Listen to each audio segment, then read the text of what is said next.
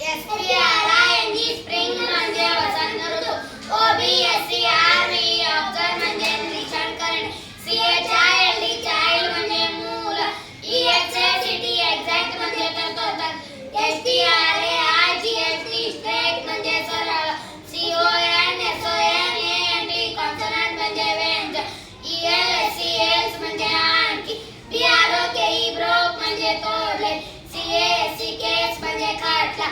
MIDDLE middle म्हणजे मधला. NATION nation म्हणजे राष्ट्र. MILK मिल्क म्हणजे दूध. LOUD लाऊड म्हणजे जोरात.